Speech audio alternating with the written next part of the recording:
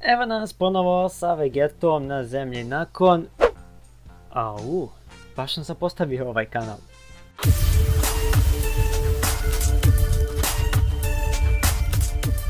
Prepare yourself, Dan Saiyan. Ne zaboravite da se subate na moj kanal jer na 1000 suba vam dajem DBZ Kakarot full verziju free sa tutorialom kako da ga skinete. Dakle, Vegeta je konačno stao oči u oči sa Freezom, spreman da se suoči sa njim. Frieza je već u punoj snazi te zato je jako siguran da Vegeta nema šanse protiv njega. Vegeta je krenuo u napad ne koristeći Kaioken. Frieza je bio sumnjičav u vezi sa tim, ali u svakom slučaju je znao da nebitno šta Vegeta uradio neće ništa postići.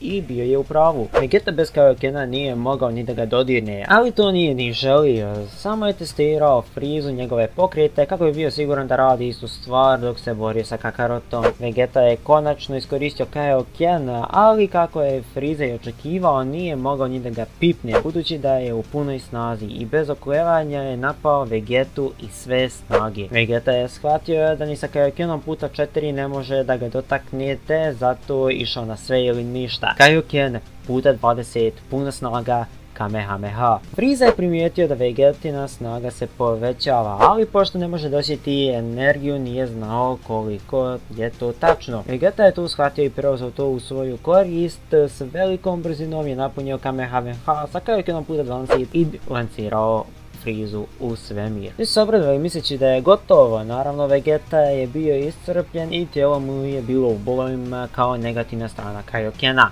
Na njihovu nesreću Freeza je i dalje bio živ i veoma ljut jer ga je taj talas jako povrijedio.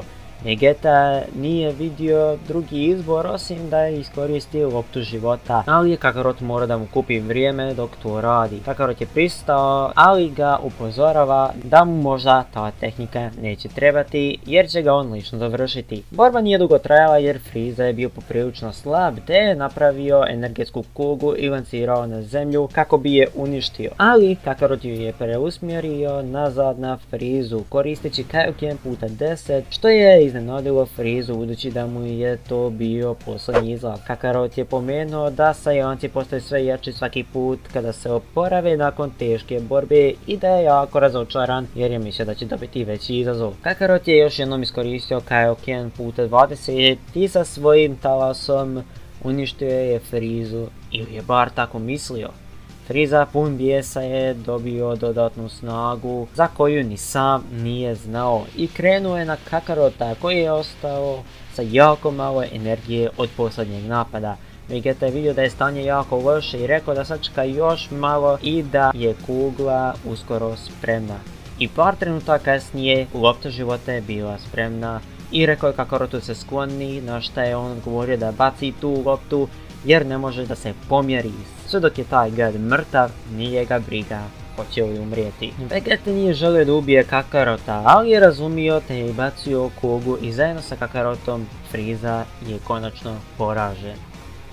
To je to što se tiče ove epizode. Kao što ste primijetili, Super Saiyanac se nije desio u ovoj vremenskoj liniji i Kakarot umire kao ponosni saiyanski ratnik. A što se tiče daljeg nastavka, Android Saga se neće desiti jer je Vegeta ubio sve iz armije crvene mašne, tako da Dr. Gero nikad nije napravio androide ni Cella, što nam samo ostavlja Buu sagu koju ću pokriti nekada u bližoj budućnosti. Ako vam se svidio video, like, sub i komentar bi bio velike koristi i bio bih vam veoma zahvalan.